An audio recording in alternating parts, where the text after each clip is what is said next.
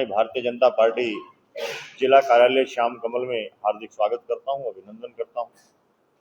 हमारे बीच में युवा कार्यक्रम एवं खेल मंत्रालय भारत सरकार की ओर से विनीत गहलावत जी हैं, जिला युवा अधिकारी बैठे हैं हमारे साथ। मोहित राठी जी बैठे हैं, प्रोग्राम सहायक हैं। सार्थक कुमार जी बैठे हैं।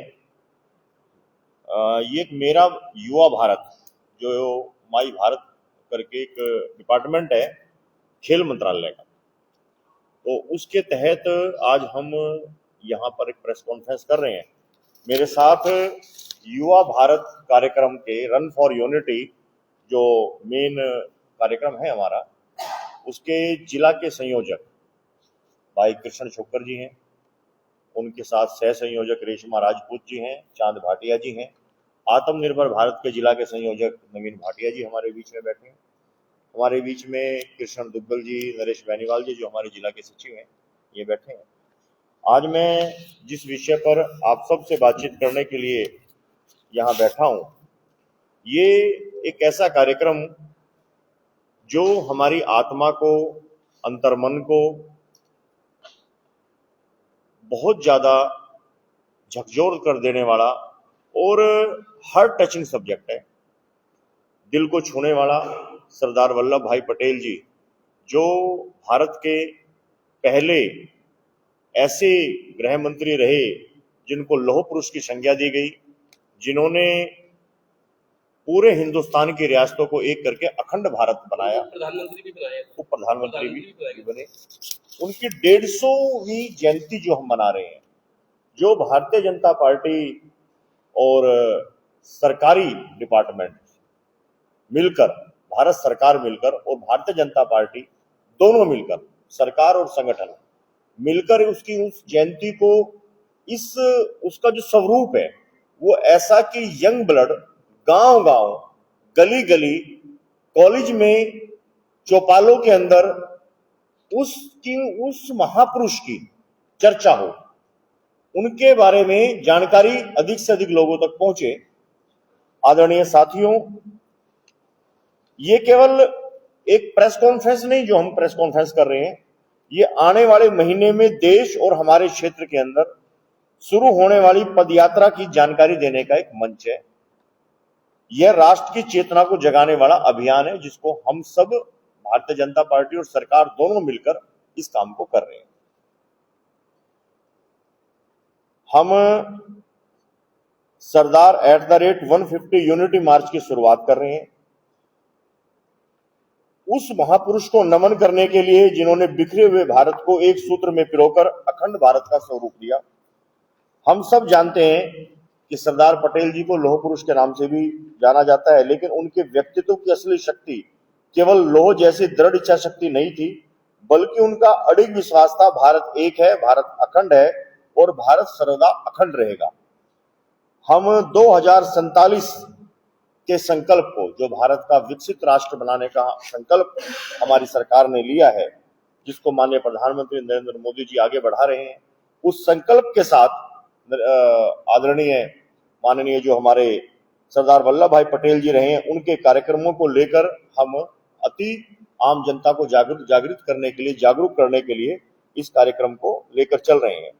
ये कार्यक्रम 6 अक्टूबर को सेंट्रल गवर्नमेंट के युवा कार्यक्रम और खेल मंत्री जो हमारे मनसुख मांडविया जी हैं, उनके माध्यम से, डिजिटल फेज के माध्यम से शुरू हो चुका है।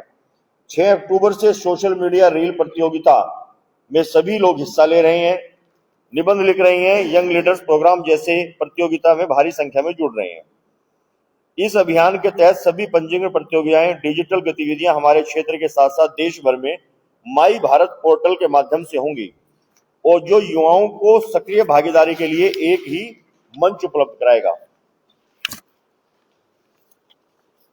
आने वाले अगले 2 महीने के अंदर हर युवा मोबाइल स्क्रीन से लेकर मंच तक हर जगह सरदार पटेल की एकता की बात करेगा। तब यह राष्ट्र एक नई ऊर्जा से भर उठेगा। आने वाले अगले जो 2 महीने हैं, हर व्यक्ति के मन में, गांव में, गली में, चौपाल में, कॉलेज में, केवल सरदार पटेल जी की बातचीत करेंगे युवा, उनके विचारों की बात करेंगे, युवाओं के भीतर उनके जैसा बनने की ललक उठेगी और यह सच्ची श्रद्धांजलि सरदार पटेल जी को हमारी तरफ से होगी जब हर यूथ, यंग ब्लड उनके बारे में स्टडी करेगा, उनके बारे में अध्ययन करेगा, उनके बारे में करेगा। इसमें हम 31 अक्टूबर से 25 नवंबर तक हमारे हर प्रदेश लेवल पे पानीपत में भी हम पद यात्राएं निकलेंगी, योग और स्वास्थ्य शिविर लगेंगे, व्याख्यान होंगे, वाद विवाद प्रतियोगिता होंगी, नशा मुक्त भारत का संकल्प हमारा युवा लेगा। वैसे पीसी चल रही है, मैं थोड़ी देर में करता हूँ। हाँ मैं भेज रहा हूँ, 10 मिनट हो गए। हम जब जहां जहां भी जाएंगे, पहली बार ऐसा आप देखेंगे कि सरदार पटेल जी के बारे में जगह जगह होर्डिंग्स लगे होंगे, जगह जगह बैनर्स लगे होंगे, गांव की चौपालों के अंदर कार्यक्रम हो रहे होंगे, स्कूल्स के अंदर कार्यक्रम हो रहे होंगे, कॉलेजेस में कार्यक्रम हो रहे होंगे। और इसी श्रृंखला के अंदर हमने 8 तारीख को, कमिंग 8 नवंबर को दोपहर को 3 बजे हम एक पद यात्रा माई भारत के जो हमारे डिपार्टमेंट बैठा है उनके साथ और हम सब एक जॉइंटली एक यात्रा निकालने जा रहे हैं, जो कि गांव ग्वाल्डा से शुरू होकर गांव किवाणा में समाप्त होगी। ये 2 विधानसभाओं को कवर करेगी। पहले हमने ये यात्रा रन फॉर यूनिटी जो 31 मार्च को निकली है, ये सेक्रेटरीट से होकर यहाँ पर 13-17 में समाप्त हुई है। हमारा लक्ष्य ये है कि हम सीमाओं को टच करें ताकि लोगों में जागरूकता, अभी ये हमने शहर में निकाली, ऐसी हम इसराना विधानसभा गांव है ग्वाल्डा और समाल का विधानसभा गांव है किवाना, तो हम उसको किवाना में वहां से स्टार्टिंग पॉइंट रहेगा और वो रहेगा। हम प्रयास कर रहे हैं माननीय मनोहर लाल जी का समय लेने का, हमने उनको रिक्वेस्ट भेजी हुई है, तो हमें उम्मीद है कि उनका समय भी हमें मिल जाएगा और हम इस यात्रा को एक अच्छी यात्रा, एक भव्य यात्रा में, जिसके अंदर गांव की पंचायतें इसमें शामिल होंगी, गांव के स्कूल्स के बच्चे इसमें शामिल होंगे, लगभग 1,500 से 2,000 लोगों की यात्रा निकलेगी। तो मेरा आप सबसे ये आग्रह है कि हमारे जो हम ये काम करने जा रहे हैं, भारतीय जनता पार्टी एक ऐसी पॉलिटिकल पार्टी है जो देश के महापुरुषों की जयंती को इस स्तर तक मनाती है कि उसका अर्थ समझ में आना चाहिए, आम जनता को पता लगना चाहिए कि आज जिनके कारण हम खुली हवा में सांस ले रहे हैं पूरे भारत के अंदर बिना वीजा के हम घूमने जा रहे हैं, इतनी रियासतों का विलय हुआ, अखंड भारत बना, और इस अखंड भारत को बनाने में जिन महापुरुष का योगदान रहा, उनकी 150वीं जयंती जो हम मना रहे हैं, वो जयंती इस स्तर पे मना रहे हैं कि आने हर व्यक्ति को पता चले, क्योंकि आज का जो हमारा यंग ब्लड है, उस यंग ब्लड को जब तक महापुरुषों की जानकारियां नहीं दी जाएंगी और उसके माध्यम से किसी भी महापुरुष की जब हम जयंती मनाते हैं तो एक संकल्प लेने का वो होता है कि हम किसी ना किसी बात का कोई संकल्प लें। ऐसे ही वो संकल्प हम ले रहे हैं, जो संकल्प जिस प्रकार से नशा मुक्ति का के बारे में, भाई हमारा युवा नशे से दूर रहकर खेल के प्रति अट्रैक्ट हो, और इसके लिए विशेष तौर से मैं आज धन्यवाद भी करता हूं जो हमारे विनीत गहलावा जी बैठे हैं, मोहित जी बैठे हैं, कि इन दोनों के ज्वाइंट एफर्ट से हम सब के मिलकर एक ये यात्रा निकलेगी। और मैं चाहूंगा कि आप सब उस यात्रा को अच्छे से कवर करें। आपका अगर इस यात्रा से कोई भी किसी प्रकार का कोई प्रश्न है तो विनीत जी बैठे हैं और मैं बैठा हूं, हम उसका आंसर आप। सवाल ये है, जैसे आप ज्वाइंटली करें ना, government of India, youth affairs department plus BJP, तो खर्चा आएगा, फंड्स देंगे आप बीजेपी? क्यों नहीं करेंगे, हम करते हैं, हम ऑलरेडी, हाँ हम ऑलरेडी करते हैं। हमारा जो कार्यक्रम रहता है, भारतीय जनता पार्टी आज जो हम गांव की पंचायतों को उसमें इन्वॉल्व करेंगे, गांव के स्कूल के बच्चों को जो हम इन्वॉल्व करेंगे, सरकारी डिपार्टमेंट का जो पैटर्न है, सरकारी डिपार्टमेंट जो काम कर रहा है वो एक अलग कंसेप्ट है, लेकिन चूंकि हम उनके साथ मिलकर कार्यक्रम कर रहे हैं, उसके अलावा जो हमारे कार्यकर्ताओं की एनर्जी लग रही है, हमारा कार्यकर्ता जो वहां तक पहुंच रहा है और जो हमारे और एक्स्ट्रा खर्चे हो रहे हैं, तो भारतीय जनता पार्टी के कार्यकर्ता करते ही है। हम कोई सरकार के खर्चे पर डिपेंड नहीं है किसी कार्यक्रम के लिए। लोगों को ये ना लगे ना कि सरकार के नहीं। खर्चे पे बीजेपी की वाह होगी। ना ऐसा कुछ नहीं है, ना हम इस तरह का काम करते। हम ऑलरेडी अपना सक्षम है, भारतीय जनता पार्टी जिला और भारतीय जनता पार्टी प्रदेश सक्षम है, हम अपना अलग व्यवस्था बना के चलते हैं। ये यात्रा है, ये 8 तारीख को यहाँ निकल रही है पानीपत में, ये और जिलों में भी इसी तरह से चल रही है? हाँ, करनाल में जैसे अभी हुई है पीछे, माननीय मनोहर लाल जी ही उसमें चीफ गेस्ट थे। माननीय मनोहर, पूरे प्रदेश में चल रही है, क्योंकि पानीपत जिले के अंदर 8 तारीख को है, तो उसके लिए पानीपत जिला का अध्यक्ष होने के नाते ये मेरा धर्म था, मेरी ड्यूटी थी कि मैं आप सबको इसकी जानकारी दूं। 3 बजे का स्टार्टिंग पॉइंट है और ग्वाल्डा से स्टार्टिंग रहेगी और किवाड़ा में समाप्त होगा। आपने विकसित भारत को भी टच किया अभी अपने जी। भी है विकसित भारत 2047 का टारगेट है। 2024 के जो अक्टूबर में चुनाव हुए थे, 5 अक्टूबर को वोटिंग थी, 8 को रिजल्ट आए। 5 दिन पहले अग्रवाल सम्मेलन हुआ था 25 अक्टूबर, बहुत बड़े भव्य था। बड़ी मतलब की बात है, सुनो, वहाँ 5 दिन पहले सर वो हुआ था, एक भजन गाया गया था, जो राम को लाए हम उनको लाएंगे। जो भजन गायक थे, जब भजन खत्म हुआ तो कह रहे हाथ उठाओ सबको। पंडाल हाल में जितने लोग बैठे 700-800, भगवान राम की सुगंध खाते हैं, हम वोट बीजेपी को देंगे। बस वीडियो एक बात, जो आयोजक थे अग्रवाल से मिले था, दशहरा अग्रवाल कम्युनिटी के लोग रहेंगे, खत्म हो गया। वहां मेरे को एक बंदे ने रोका, कहता जी हम आपसे बात करेंगे। मैं चल, सारे लोग बाहर चले गए। 2 लड़के थे यंग इंटेलिजेंट, IITians कह सकता हूँ। उन्होंने एक बात कही, उसका जवाब आपसे चाहूंगा। वो कहते हैं यार विकसित भारत, जो आयोजक थे उनमें से 2 इंटेलिजेंट लड़के पढ़े लिखे, वो कहते हैं जी विकसित भारत की बात करूँ, नगर निगम नाले नालिए तो साफ कर नहीं सकता। ये उनकी टिप्पणी थी, नाले नालिए तो नगर निगम साफ नहीं करता, विकसित भारत कैसे करेगा? These remarks were made by 2 youths who organized that program. इस तरह की आशंकाएं बहुत सारी। सुनो और बता दो, सुनो, ये 13-17 में भी यही रहता हूँ। ये जियो गीता पार्क है, महाराज ज्ञानानंद महाराज जी ने पार्क। मेरे को याद है भाटी जी के सामने मैंने कमल गुप्ता जी को कहा जब मंत्री थे। पिछली जो भी सरकारी चौटाला होता मैंने खुद देखा है, 8-8 दिन पहले टोलियां लेके सफाई होती थी गलियों में, शहर में। इस दिवाली पे कूड़े के अंदर दिवाली बनाई है लोगों ने, 10 दिन तक भरे हुए थे। जियो गीता पार्क चेक करा लो, पता कर लेना। इस तरह की फीलिंग कैसे, क्या करूंगा? क्योंकि ये काम जो है वो वैसे नगर निगम का है, और ये भी सत्य है कि नगर निगम में जनप्रतिनिधि है ना, इसलिए थोड़ा सा नहीं, मैं जनप्रतिनिधि नहीं हूँ। मैं मैं एक पार्टी का एक संगठनात्मक दृष्टि से संगठन का जिलाध्यक्ष हूँ। लेकिन मैं आपको एक बात का जवाब देता हूँ। ये ठीक है कि हमने 2047 का एक विकसित भारत का सपना लिया, एक संकल्प लिया कि हम 2047 तक इस भारत को विकसित राष्ट्र बनाएंगे। सपना लेना और संकल्प लेना ये कहीं से भी किसी प्रकार से गलत नहीं होता। हमने एक संकल्प तो लिया, हमने एक मन के अंदर एक बात तो दृढ़ता के साथ, या हम हर अपने मंच पर, हमारे नेता हर जगह ये कहते हैं कि हम 2047 तक इस भारत को विकसित राष्ट्र बनाने का संकल्प लेते हैं। हमने संकल्प लिया 2047, आज से ठीक 22 वर्षों के बाद। उस 22 वर्षों का हम ऑलरेडी आज की प्लानिंग करके चल रहे हैं।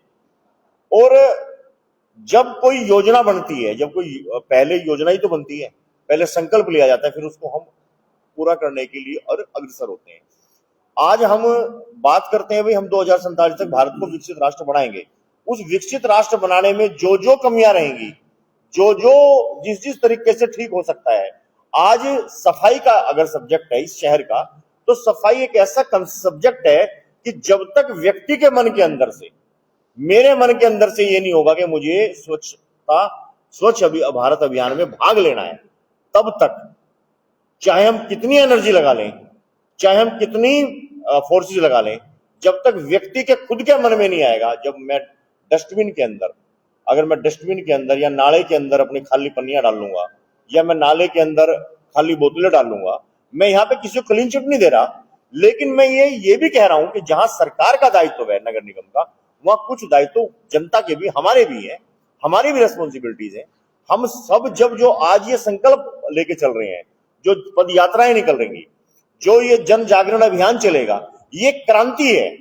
इस क्रांति के अंदर जब हम सब शामिल होंगे तो स्वाभाविक है रिजल्ट अच्छा आएगा। संकल्प के साथ जो मौजूदा चीजें है ना वो भी दुरुस्त नजर आनी चाहिए। वो होगी धीरे अब धीरे। 3 गुना 4 गुना सफाई का खर्चा ज्यादा हो रहा है। लोग कहते हैं मैं खुद ही नगर परिषद ज्यादा अच्छा था नगर निगम, क्या बात है, बढ़िया सफाई। वो जहां जहां कमी है, अपग्रेड हो गया, लेकिन फैसिलिटीज जहां जहां कमी है उसको हम ठीक करेंगे। और इस यात्रा से संबंधित अगर किसी का कोई प्रश्न है तो मैं बेफिक्र विनीत जी रन फॉर यूनिटी से अलग एक सवाल है। अभी हाल फिलहाल में इंडियन नेशनल लोकदल के अध्यक्ष अभय चौटाला ने एक डीसी को, एक आईएएस को एक धमकी भरे लैंग्वेज में, धमकी भरे शब्दों में उसको कहा कि हमारी यादाश्त बहुत तेज है, कुछ शब्दों में इस तरह से बोला। आप क्या कहेंगे? देखो, अभय चौटाला जी ने क्या कहा वो मैंने सुना तो है नहीं, और लेकिन इंडियन नेशनल लोकदल का अतीत पूरा हरियाणा जानता है, बच्चा बच्चा जानता है। उनके बारे में मैं अपने मुंह से कोई शब्द कहूं, सब हर व्यक्ति को पता है कि जब उनका शासन था तो क्या हाल था, और वो हाल था तो आज उनका ये हाल है। उनके हाल के जो उन्होंने हाल किया था हरियाणा की जनता के साथ, तभी तो आज उनका ये हाल है। तो अहंकार चाहे कोई भी करे, चाहे वो विपक्ष का करे, कोई भी करे, अहंकार का अंत जनता अच्छे से करती है, और जनता ने उनको जवाब पहले दिया है। सवाल को रिफाइंड तरीके से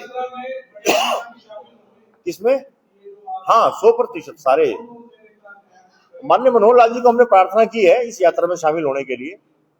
मुख्यमंत्री जी की भी है, होगी ना? मुख्यमंत्री जी ने पहले ही ऑलरेडी पंचकुला में करी है। 8 तारीख को पूरे हरियाणा में हर जिले में नहीं, अलग अलग ये 2 महीने का हमारा कार्यक्रम है। अक्टूबर नवंबर दिसंबर तक ये कार्यक्रम चलने हैं। तो 31 अक्टूबर से रन फॉर यूनिटी, जो सरदार वल्लभ भाई पटेल जी की जयंती से लेकर 25 नवंबर तक के हमारे कार्यक्रम रूटीन के कार्यक्रम है, जो सभी जिलों में अलग अलग जी।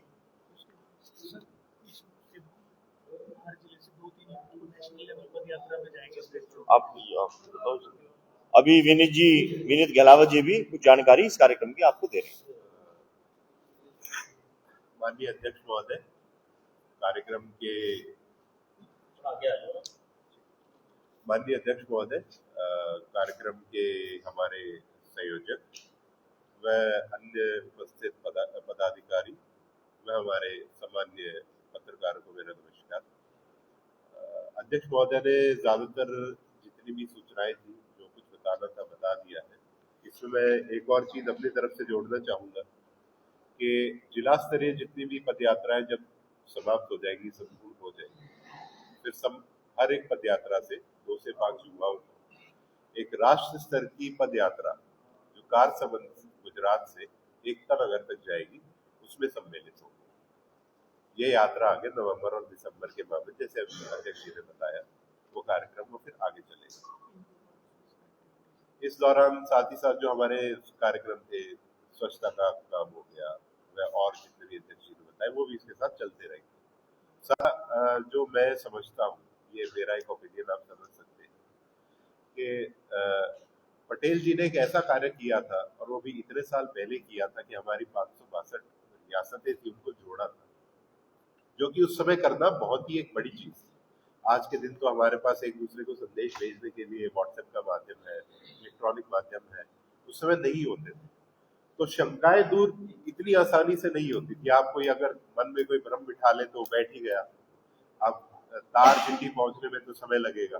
तो उस समय जब उन्होंने 562 रियासतों को इकट्ठा कर लिया, तो ये जो हम कार्यक्रम कर रहे हैं, ये एक पदयात्रा जो कर रहे हैं, ये उस चीज का साक्षी है कि भले ही भारत में 150 करोड़ लोग हैं, वो अलग अलग जाति से, अलग अलग धर्म से हैं, पर वो सभी के सभी एक हैं। ये देश एक है, और सभी के सभी हमारे भारतवासियों का धर्म हमारा संविधान है। और ये जो कार्यक्रम है, ये उस चीज का साक्षी है।